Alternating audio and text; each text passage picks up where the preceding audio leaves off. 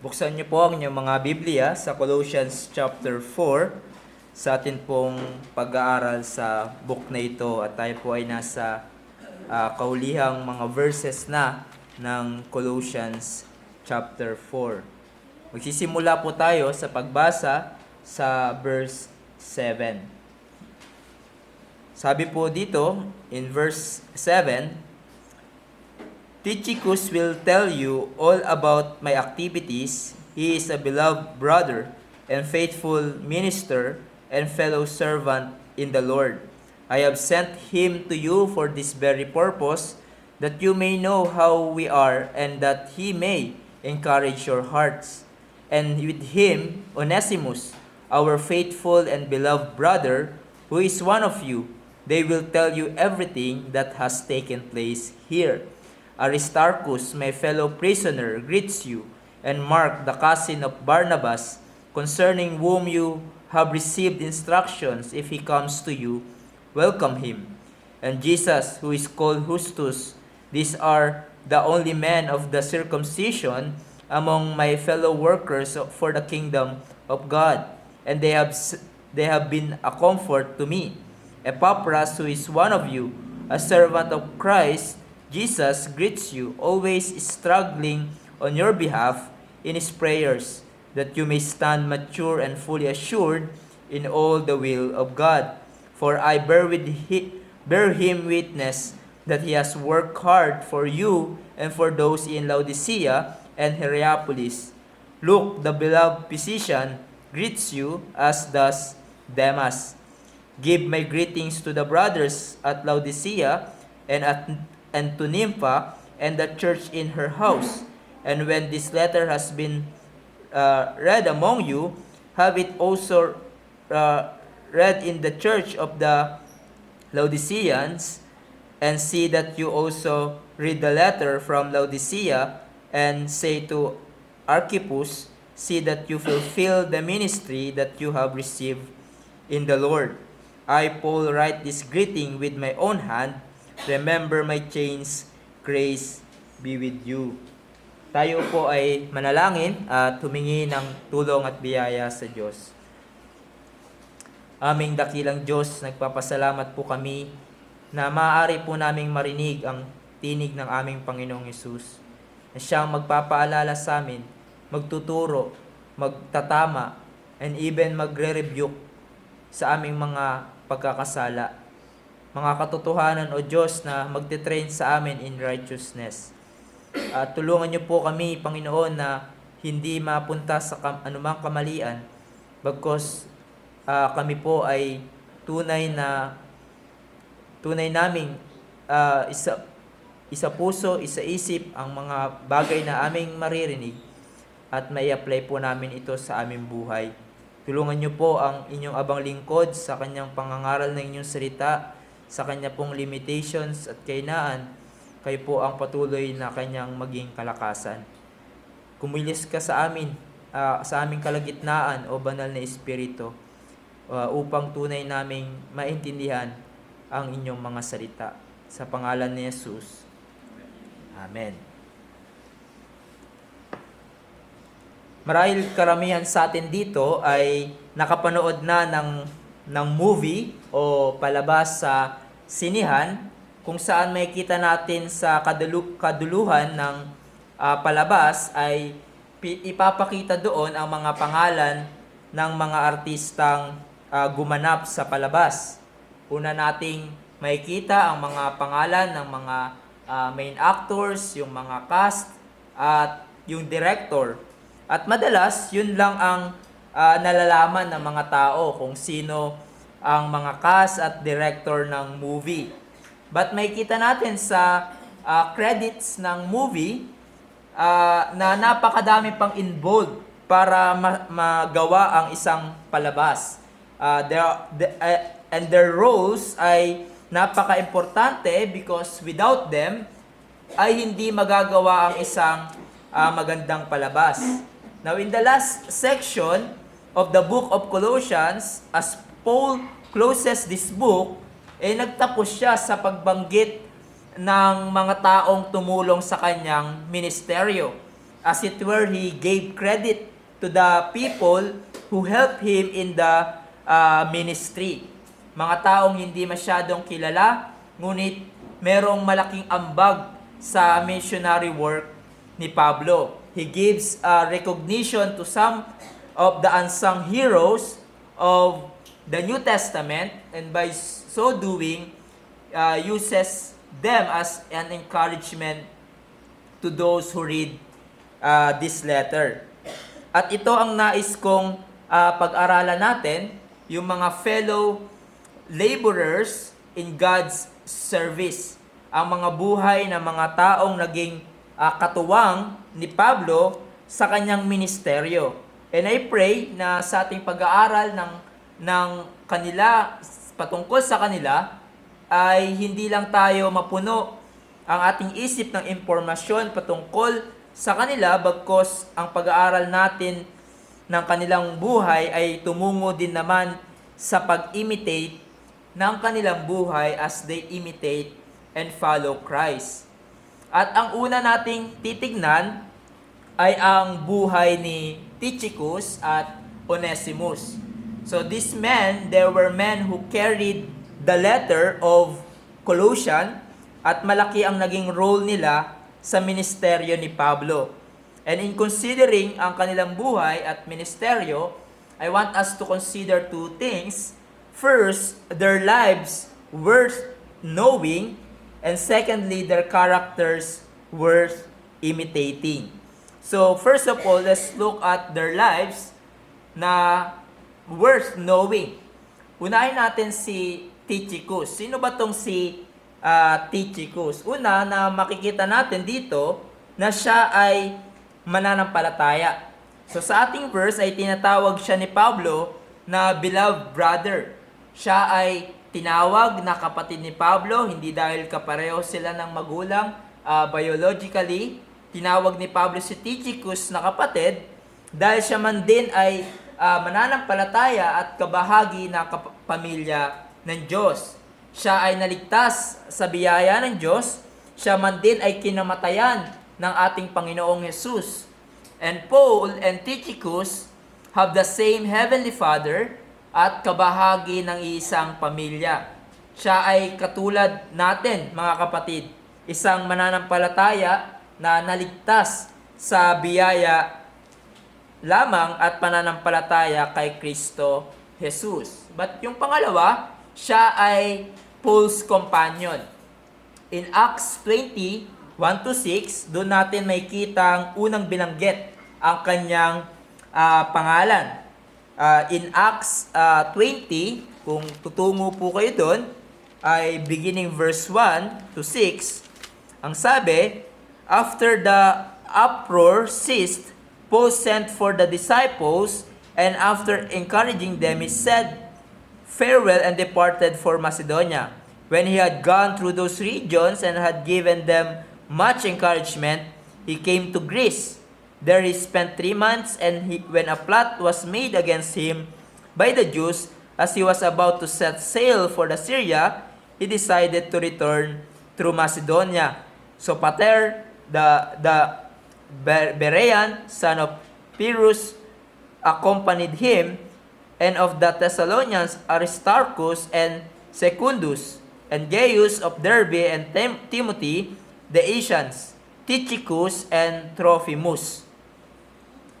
This went on ahead and were waiting for us at Troas, but we sailed away from Philippi after the days of unleavened bread. And in 5 days we came to them at Troas, where we stayed for 7 days. So dito ay sabi doon na after the uproar ceased, no, yung riot in Ephesus, Paul sent the disciples. Paul sent for the disciple, and after encouraging them, I said farewell and departed for Macedonia. At marami ang makikita natin, marami ang sumuporta ng missionary journey ni Pablo sa kanyang mission na pangangaral ng Ebanghelyo ni Jesus. At isa sa mga sumuporta kay Pablo ay si Tychicus. Isa siyang Asiano, native Asian, and probably siya ay tubong Ephesus. At siya ay nakasama o companion ni Pablo sa kanyang pagbalik sa kanyang third missionary journey. He also was one of the Paul's companions na maghahatid ng tulong or relief sa mga may hirap na mananampalataya in Jerusalem. So makikita natin dito na siya ay involved sa gawain, sa pagtulong sa mga mananampalataya.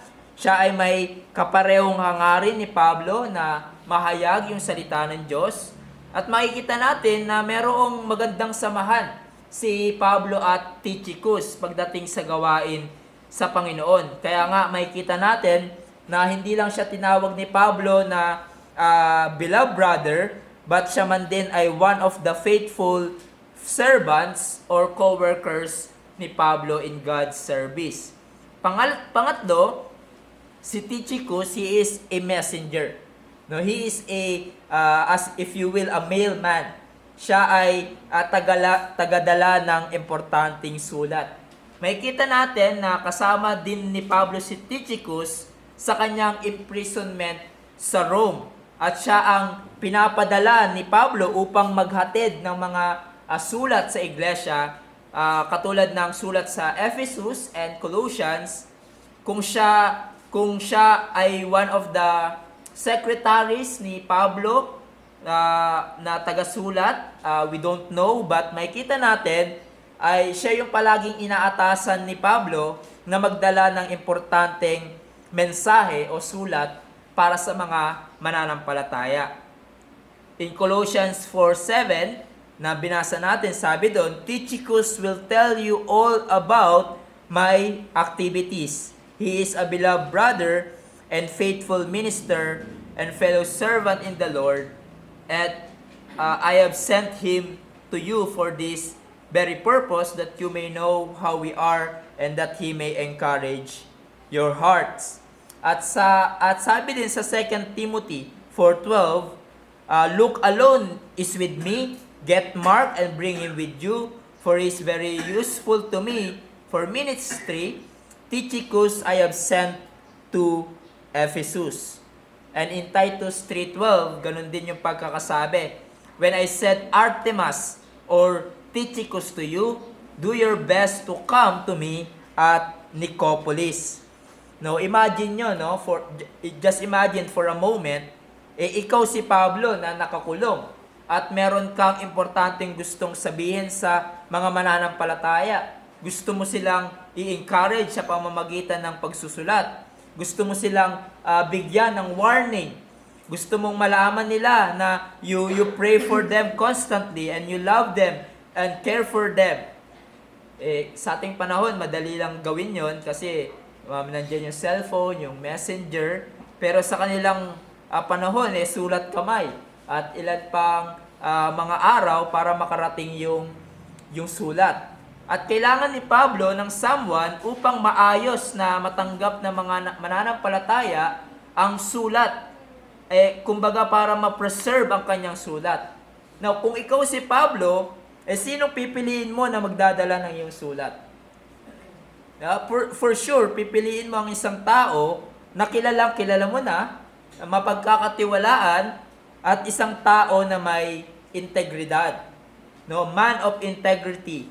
At alam mong hindi ka dadayain, hindi niya dodoktorin yung mga sinulat mo, isang taong tapat sa kanyang tungkulin. At iyon nga ay si Tychicus. At ang nakita nga natin sa sulat ni Pablo, katulad ng Colossians and Ephesians at Titus, ay pinapadala ni Pablo madalas itong si Tychicus. He is a carrier of important letters of Paul, at siya man din ang pinagkakatiwalaan ni Pablo na sabihin sa mananampalataya ang kanyang tunay na kalagayan. In the words of Colossians 4:7, Tychicus will tell you all about my activities. Now, Paul chose Tychicus to carry his letters for the believers and to tell them the real situation of Paul. And si Tychicus ang pinili ni Pablo sa gantong gawain because there's something sa katangian niya na lubos na nagtitiwala si Pablo sa kanya. Tychicus, a brother in Christ, one of the apostle companions in his missionary journey, he was a carrier of important letters. 5 beses lamang ang pangalan ni Tychicus lumabas sa Bagong Tipan, ngunit ang kanyang ministeryo sa Panginoon ay napakahalaga. Now, ano naman si Onesimus? Sino si Onesimus? Makikilala natin siya, no, siguro sa inyo mas familiar siya, no, kaysa sa kay Tychicus, dahil makikilala natin si Onesimus kung ating pag-aaralan ang Book of Philemon.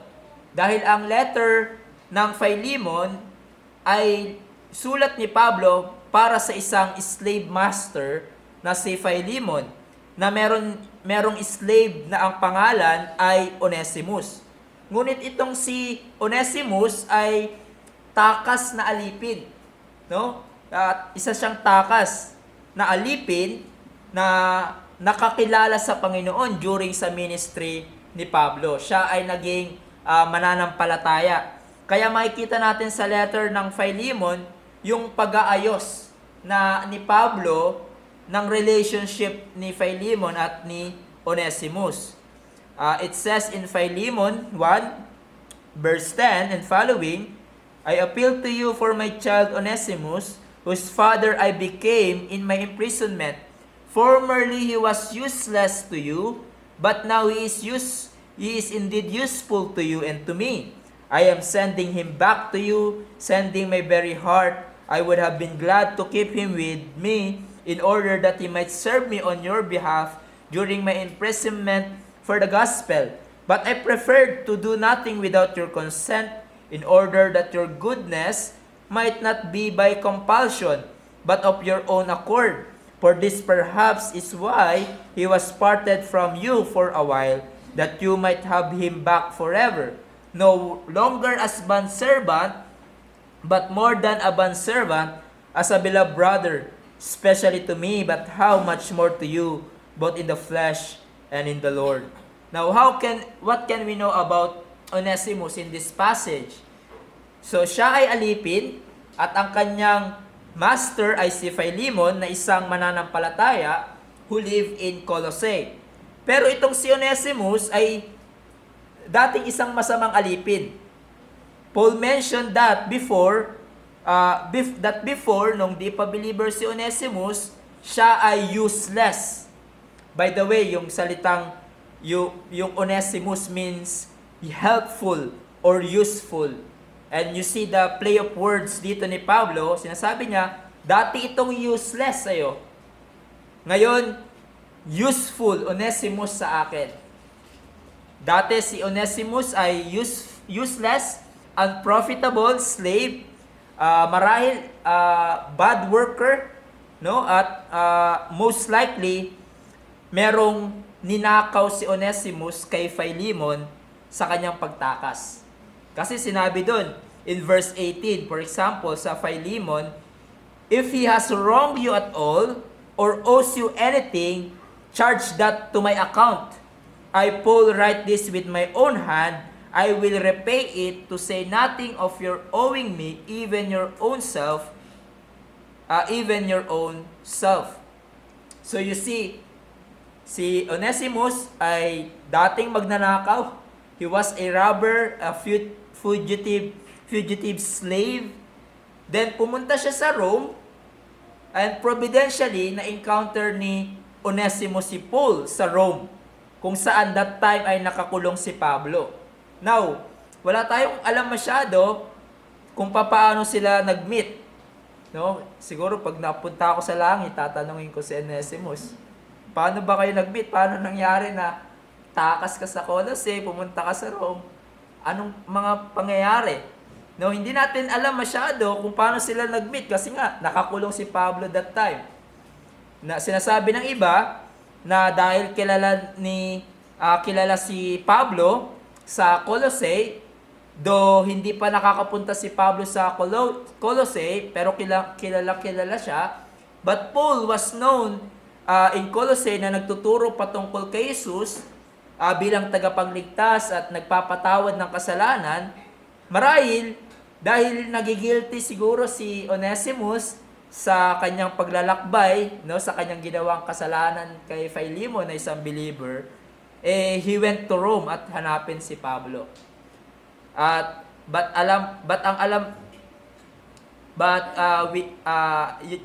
yun lang yung assumption, no? Yun lang yung kumbaga assumption doon. But ang alam lang natin, naging believer si Onesimus sa pamamagitan ni Pablo.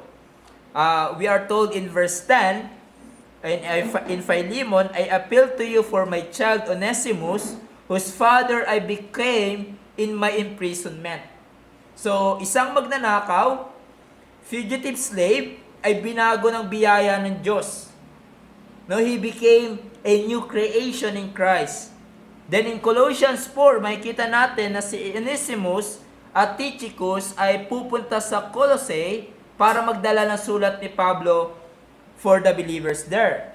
At babalik itong dating takas na si Onesimus sa kanyang master na si Philemon. No, just imagine yung tension diyan, no, na itong ikaw ay tinakasan ng isang magnanakaw, ginawang ka ng masama, and now babalik siya sa iyo na isang believer na. How can you deal with that? At yun yung purpose ng Philemon. At eto nga, naging mananampalataya. Babalik si Onesimus sa kanyang master na si Philemon. Kaya sinasabi ng mga commentaries na malamang sa sulat, yung sulat sa Colossian at sulat ni Pablo kay Philemon, the letter of the Philemon, ay sila yung may dala ng sulat na ito.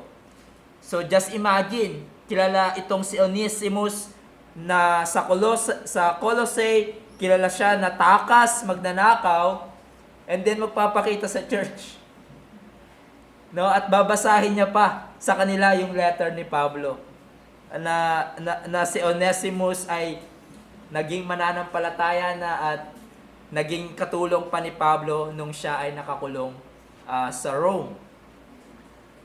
And so, that's the information that we have for them. But that leads us sa kanilang characters. Sa ating last heading, their characters that are worth imitating. Ano ang kanilang katangian na marapat nating tularan? Now, bilang mga mananampalataya, we can imitate godly, mature men and women in our lives and in the church who are truly, clearly, and increasingly growing in conformity in our Lord Jesus Christ. As long as they reflect sa kanilang buhay ang katangian ni Kristo at ang banal na Espiritu, ang bunga ng banal na Espiritu ay evident at visible sa kanilang buhay. So we can imitate people, mature believer, growing in Christ-likeness. Sabi nga ni Pablo in 1 Corinthians 11:11, be imitators of me as I am of Christ. So hindi lang sinabi ni Pablo, just imitate me, as if yung buhay niya ay worth copying apart from Christ. No, sabi niya, imitate me as I imitate Christ. No, he was a model to follow only insofar as his life reflected Jesus Christ. So maaari natin silang tularan ang mga mature godly men and women in the church and be imitators of them as they imitate the Lord Jesus Christ. Dahil we can learn so much from their examples as they put to practice yung salita ng Diyos. Now, pagdating sa buhay ni Tychicus and Onesimus, we can imitate them.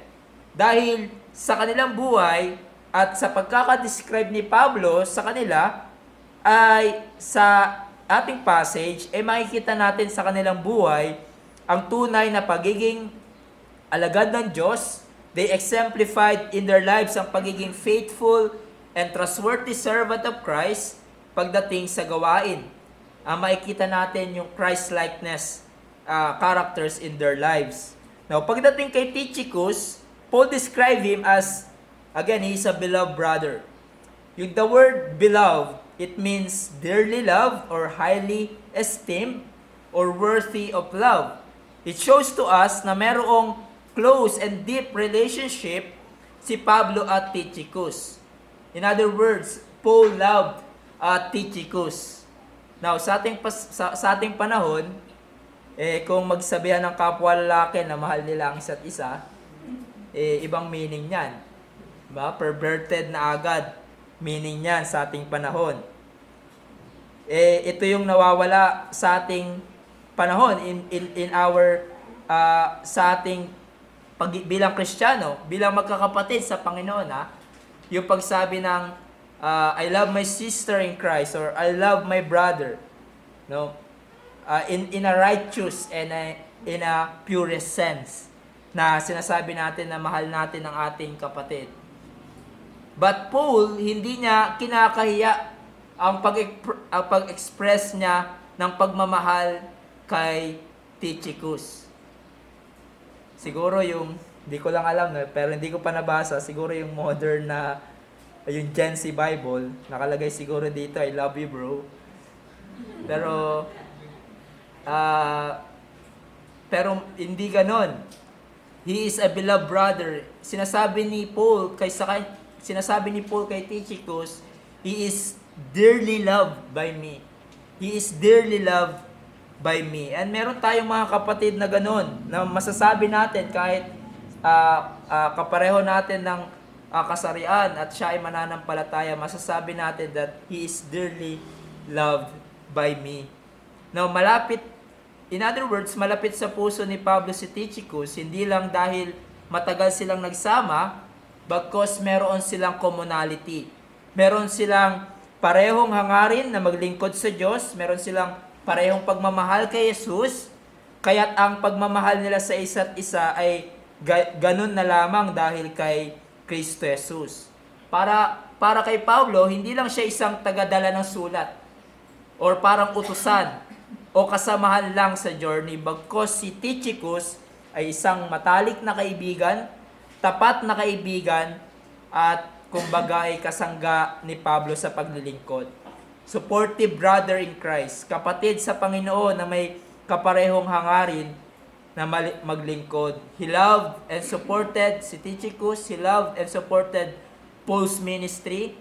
He was a loyal friend, a loyal brother to Paul. Siya isang pagpapala, hindi lamang kay Pablo, kundi sa iglesia. That's why Paul described him as beloved brother. At itong godly character ay mainam na ating tularan dahil makikita natin, he was selfless, self-sacrificing. Diba? Biruin nyo yung pinagdaanan ni Paul na mga may hirap. Nandun din siya. Nag-i-stay si Tychicus kay Pablo. Very supportive sa gawain. And may the Lord raise someone sa ating iglesia na katulad ni Tychicus. Tayo man din bilang magkakapatid sa Panginoon ay lumago at mag-manifest sa ating buhay yung gantong katangian. But yung pangalawa, hindi lang siya beloved brother, but also a faithful servant. Yun yung sinabi sa ating text. A faithful minister and fellow servant in the Lord. Sa Ephesians 6:21, ganun din yung pagkakadescribe sa kanya. He is a faithful minister in the Lord, will tell you everything. Now, yung salita pong faithful, ibig sabihin nito, reliable, trustworthy. Ang isang tapat na tao ay someone you can depend on or rely on, and Tychicus is like that. Tychicus is characterized by constancy, therefore worthy of trust. Tapat sa kanyang tungkulin, tapat sa paglilingkod, tulad ng nakita natin sa buhay niya mula sa sulat ni Pablo. Siya ang pinagkakatiwalaan ni Pablo na maghatid ng sulat sa mga iglesia sa katulad ng Colossae at sa Ephesus. Now, Paul chose Tychicus because he knew that Tychicus was a faithful servant. Confident si Pablo na gagawin niya ang kanyang tungkulin dahil he was a faithful man. Now, very interesting, kung titignan natin yung huling sulat ni Pablo sa Timoteo, sa 2 Timothy, ay si Tychicus ang kanyang pinadala upang maging kahalili o maging tulong kay Timothy, na isang pastor ng Ephesus. Na once na makabisita si Timothy kay Pablo sa kulungan, si Tychicus yung kanyang inatasang maging tulong sa iglesia. Kumbaga, kung sa ating panahon, guest speaker siguro, no? At kung titignan nyo doon, in 2 Timothy 4:9, sabi niya, "Do your best to come to me soon," speaking to Timothy, "for Demas in love with this present world has deserted me and gone to Thessalonica. Crescens has gone to Galatia, Titus to Dalmatia, Luke alone is with me. Get Mark and bring him with you, for he is very useful to me for ministry. Tychicus I have sent to Ephesus." So, just think of it. There's work need to be done in Ephesus. At dahil hindi able si Pablo, sino ang kanyang pinili na magministeryo sa taga-Ephesus? Or could be someone na magtuturo sa kanila habang wala si Timothy. Ang pinili niya ay si Tychicus. He entrusted to Tychicus the work needed to be done in Ephesus. Now, bakit ganon na lamang ang tiwala ni Pablo sa kanya? Because as Paul described him, he is a faithful man. Alam niya na gagawin ni Tychicus ang kanyang tungkulin ng may katapatan. He was a faithful believer. A faithful believer like Tychicus is not marked by falsehood, but speaks the truth. Sabi ni Pablo sa kanya, he will tell you everything. Tychicus will tell you all about my activities. Si Tychicus ay totoo sa kanyang salita, totoo sa kanyang pangako. He is faithful to his works. He do what is need to be done. Merong nakakakita man sa kanya o wala, he is faithful to his task, whether merong nag-a-appreciate sa kanyang ginagawa o wala. Faithful sa kanyang gawain kahit saan siya ipadala ni Pablo. And then, ang sumunod, hindi lang beloved brother, isang matapat na lingkod, but also encouragement to the church. Sabi sa verse 8 ng ating text, "I have sent him to you for this very purpose, that you may know how we are, that he may encourage your hearts." So, pinili ni Pablo si Tychicus dahil alam niya na siya ay tapat sa kanyang tungkulin, therefore, tapat din siya sa kanyang pananalita, sa kanyang bibigay na mensahe sa mananampalataya. Now, tulad ng aking binanggit, he is a faithful in his words, in his message. At clearly, sa buhay ni Tychicus, pagdating sa kanyang pananalita, ay sinasabuhay niya yung sinabi ni Pablo sa Colossians 4:6. "Let your speech always be gracious, seasoned with salt, so that you may know how you ought to answer each person. Let no corrupting talk come out of your mouth," sabi sa Ephesians 4, "but only such is good for building up." And that's Tychicus. Siya ay nagsasalita on behalf of Paul to believers, and he was going to manifest what it was like to speak words that builds up, that it may give grace to those who hear. And he was going to manifest what it was like to speak words that would bring encouragement to the hearts of the hearers. Paul is saying, si Tychicus will speak on my behalf, and what he will tell you everything that that will bring comfort to your hearts. So truly, siya ay encouragement sa mga mananampalataya. Hindi lamang sa kanyang gawa, siya ay encouragement, kundi ganun din sa kanyang pananalita. Now, how about Onesimus? Binanggit din sa atin, siya ay faithful. Hindi siya katulad ni Tychicus na pinapadala sa kung saan saang lugar, but kasama at katulong siya ni Pablo noong siya ay nakakulong. So he was helping Paul sa kanyang pangangailangan, no? Kung anong pinag-utos sa kanya, yun yung gagawin niya ng may kasiglahan at katapatan. At katulad din ni Tychicus, siya ay reliable, worthy of trust, a person you can rely on.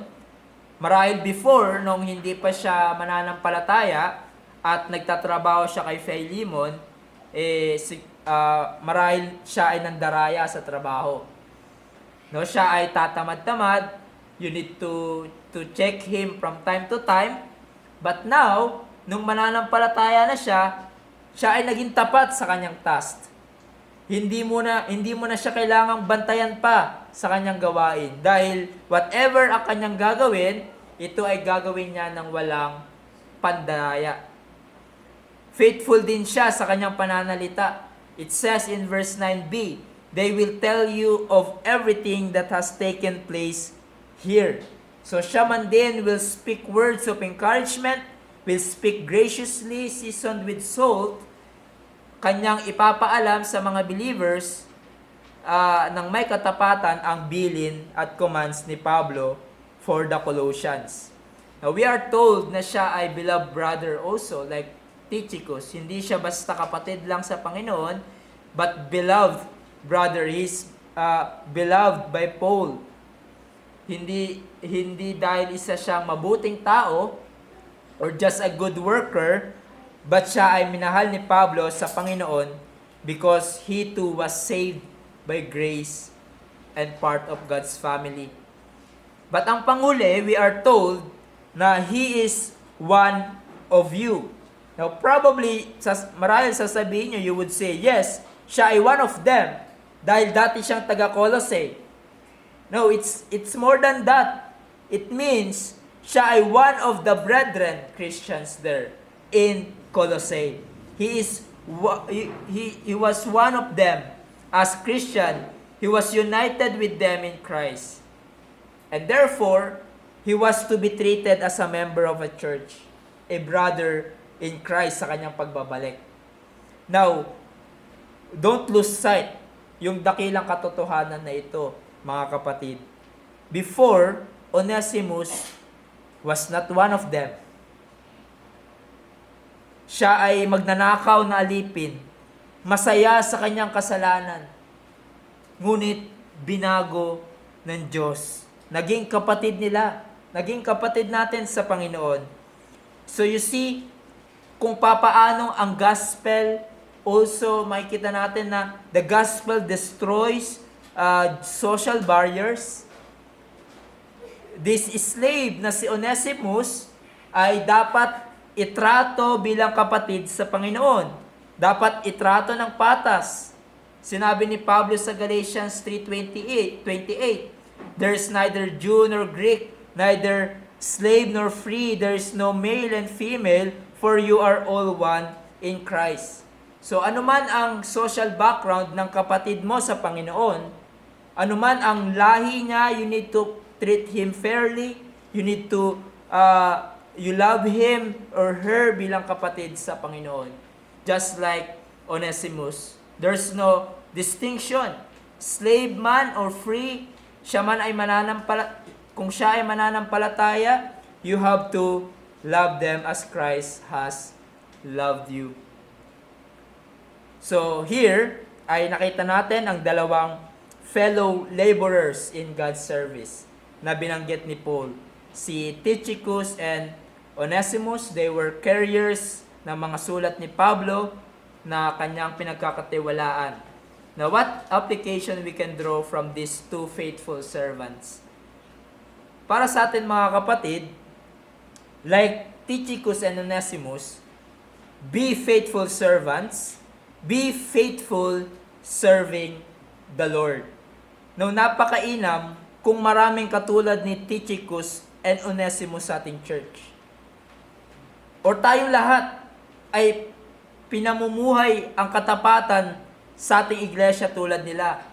Tayong lahat ay tapat na naglilingkod sa Diyos at sa ating mga kapatid, whether merong nakakakita man sa atin o wala. May nagbibigay puri man sa atin o wala.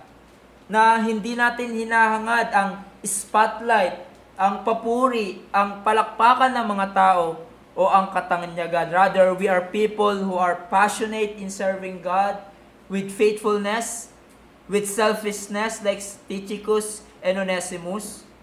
At maaari natin itong ipanalangin sa ating sarili at sa iba na gawin tayo ng Diyos, hubugin tayo ng Diyos na maging tapat na lingkod. We need more Tychicus and Onesimus in our church who are faithful in loving the brethren, who are faithful in God's service, loyal friends, brothers, supportive in various ministries in the church. We need more like them in our church who are faithful in ministry na pinagkaloob sa kanila ng Diyos for the good of the church at para maipalaganap pa ang ebanghelyo. Imagine nyo, no, kung hindi sila faithful and they corrupt yung message ni Pablo para sa iglesia. Para sa mga iglesia, 3 of the letters sa bagong tipan na isinulat ni Pablo, yung Colossians, Ephesians, and Philemon, ay hindi natin mababasa ngayon at hindi tayo makaka-benefit from them spiritually. If these men were unfaithful. But these letters were carried by faithful men and were preserved by these 2 carriers at hanggang ngayon ay nababasa natin sila at napagpapala tayo. Sinasabuhay nila yung sinabi ni Pablo in Colossians 3:17, "Whatever you do in word or deed, do everything in the name of the Lord Jesus Christ." Sinasabuhay nila ito faithfully nang walang pagyayabang, not desiring the spotlight and applause of man, but serving the Lord not by way of eye service as people pleasers, but with sincerity of heart, fearing the Lord. Now let me ask you, brethren, ganito din ba ang disposisyon ng iyong puso sa paglilingkod sa Diyos? Sa paglilingkod mo sa iglesia? Or baka nais mo ay ikaw ang tingaliin ng tao? Ikaw yung purihin ng tao dahil sa husay mo? You want the spotlight and the attraction and the crowd and the applause of men? No, brethren, be like Onesimus and Tychicus. Ginawa nila ang part nila sa kaharian ng Diyos, not usurping the authority ni Apostle Paul, but they were silently and faithfully serving the Lord. And nawa ay maging ganito din tayo, knowing meron tayong Diyos, ang ating ultimate master, who sees everything sa ating paglilingkod, who sees our faithfulness. God sees your faithfulness. At yun yung pinaka-importante. Remember, little things done for Christ are important. Katulad ni Tychicus and Onesimus. Diba? Sa tingin natin, parang hindi ganun ka-importante. Tagadala ng sulat, tagasabi ng pangyayari ng kalagayan ni Pablo. It seems small, it seems insignificant, ngunit ito ay kalugod-lugod sa Diyos. If it is done faithfully for Christ, for His glory and for the good of the church. Gaano man ito kaliit sa paningin ng iba. Ang pag-ayos ng upuan, ang pagluluto, sa salita ng encouraging words sa kapatid, ang pag-i-invite ng mga tao sa iglesia, ang pagtulong sa kanilang need, ang panalangin sa kanila, at pagdamay sa ating mga kapatid na naghihirap. Those things na parang ang tingin natin ay maliliit lamang, ito ay napakahalaga. Ito ay nagbibigay luwalhati sa Diyos. Equally important sa pangangaral ng salita ng Diyos if it is done faithfully. Huwag niyong isipin na ang pangangaral ng salita ng Diyos at pagtayo sa pulpit na ito talaga ang mas nagbibigay luwalhati sa Diyos. Pero yung aking munting paglilingkod sa iglesia, yung pagtulong ko sa isa kong kapatid, yung pag-ayos ng upuan, etc., ay hindi ganun kaimportante at hindi ganun God-glorifying. No! It's not about how big your gifts are or how glamorous it is sa paningin ng tao. The question is it done faithfully? Is it done for Christ? Because you can teach and preach every Sunday and God is not pleased. Iba tayo ng gifts at kakayanan sa iglesia. Hindi tayo lahat, katulad ng pagkakadescribe ni Pablo sa Corinthians, hindi lahat ulo, hindi lahat kamay. Because kung lahat tayo ay iisa lang yung gift, for example, preaching, that's not a body, that's a monster. Iba-iba tayo ng gift sa iglesia at kakayanan sa iglesia. At ang bawat gifts ay napakahalaga para sa ikalalago na iglesia. Whether that's a gift of mercy, gift of administration, or preaching and teaching, or gift of service. Gaano man ito seemingly unimportant at maliit lamang, little things done for Christ are very important.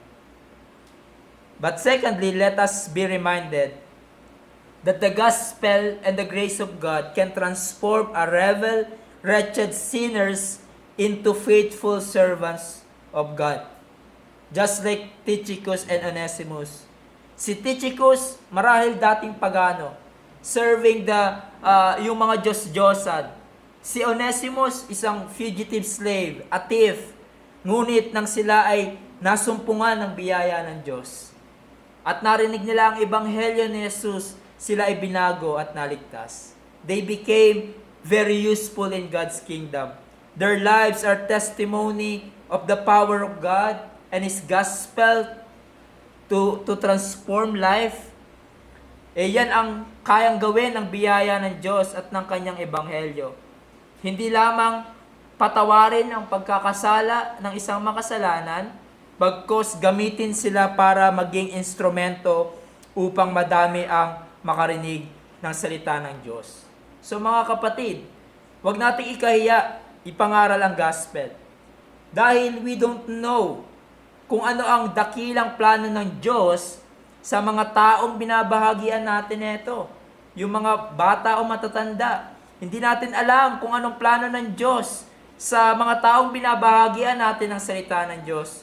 At kung sila ay makakilala sa Kanya. Dahil marahil gamitin sila ng Diyos. Di ba? Siguro yung mga bata na tinuturuan natin, at kung makakilala sila sa Panginoon, we don't know. Yung marahil gamitin sila ng Diyos to be a missionary sa ibang bansa. Pwedeng gamitin sila ng Diyos to be a pastor. Or maging tapat na miyembro ng iglesia, faithfully serving the Lord and His church. At madalas yung naririnig sa akin, yung naging conversion ni Spurgeon. Just imagine, no?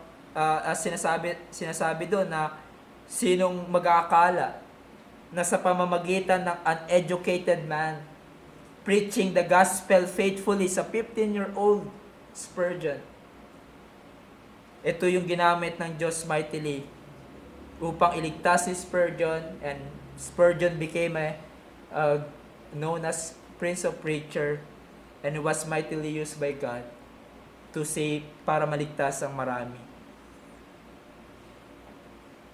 You see, you don't know what God can do sa mga taong binabahagyan natin ng gospel.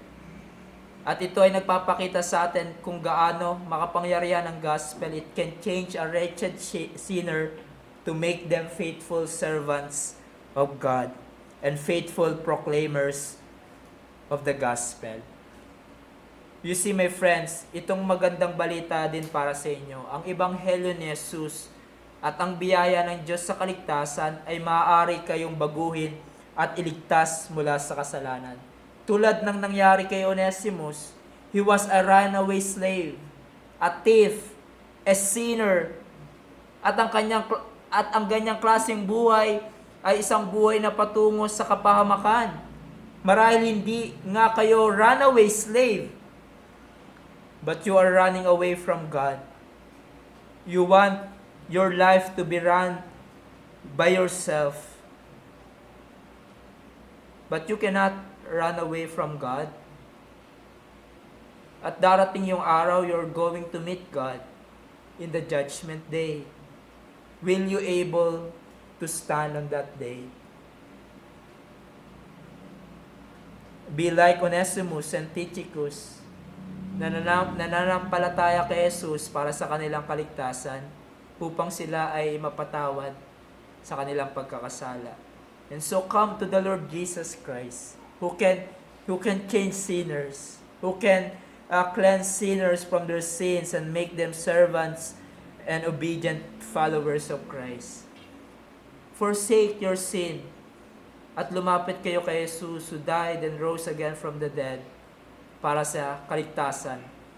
At kung sino man ang lumapit at magtiwala sa Kanya ay magiging bagong nilalang sa pamamagitan ng kapangyarihan ni Jesus. And Jesus received sinners, just like Onesimus. Jesus received sinners, those who are unworthy and rebellious. He received them and changed them. Now, sa liwanag ng katotohanan, mga godly characters na nakita natin sa buhay ni Tychicus at Onesimus, brethren, let us examine ourselves. Let us examine ourselves. Do we manifest these godly characters? Do we manifest these godly characters? At nagsisikap ba tayo sa biyaya ng Diyos na lumitaw din ito sa ating buhay? Ang pagiging tapat sa paglilingkod, pagiging tapat sa ating pag-ibig sa kapatid, at sa ating pananalita. Napakainam na i-imitate ang mga gantong godly characters. Let us imitate these men like Tychicus and Onesimus. Their yung katangian na meron sila. They are worth imitating because their lives reflect our Lord Jesus Christ. At napakainam na ipanalangin natin ito sa ating buhay. At sabihin natin sa Panginoon, Lord, gawin mo akong matapat na alagad na hindi naghahangad ng katanyagan o papuri o pagiging bida sa mga mata ng tao. Lord, tulungan mo ko na maging matapat sa paglilingkod, may nakakakita man sa akin na wala. Panginoon, turuan mo kong maging hindi makasarili at matapat na maglilingkod para sa aking mga kapatid sa Panginoon. Let us pray for that. Lord, turuan mo ko na ang lalabas sa aking bibig ay makakapagbigay ng comfort sa iba. Katulad ni Tychicus and Onesimus. Ito ay mainam na ipanalangin natin sa buhay, na mag-manifest sa ating buhay ang mga godly characters na ito na meron si Tychicus and Onesimus. And we can also pray to God na God would raise elders, God would raise deacons or members in our church who are faithful in ministry, like Tychicus and Onesimus, who are faithful in serving God, faithful in love, faithful in words. Tayo po ay manalangin. O aming dakilang Diyos, katulad po ng aming binanggit kanina, Salamat sa buhay ng mga lingkod mo na si Tychicus and Onesimus na ginamit nyo na makapangyarihan, naging katulong ni Pablo sa kanyang ministeryo upang mapalaganap pa ang inyong mga salita. Sa paningin namin, parang hindi ganon kaimportante ang kanilang ginawa. Pero ito ay napakahalaga. Though hindi nakikita ng marami, hindi nakita ng iilan, ng maraming tao, and yet very important ang kanilang gawa. Nagpapasalamat kami, Panginoon, sa kanilang buhay. Hindi namin inaangat ang sinumang tao because they were just also mere men and sinners. But we can imitate them. Lalo na, Panginoon, yung characters nila na nagre-reflect ng Christ-likeness. Panginoon, sana po ay mag-raise kayo ng mga members ng church, ng mga elders in this church, ng mga deacons in this church, na katulad ni Tychicus and Onesimus, faithfully serving the Lord. Salamat po, Panginoon, sa aming narinig sa pangalan ni Jesus. Amen.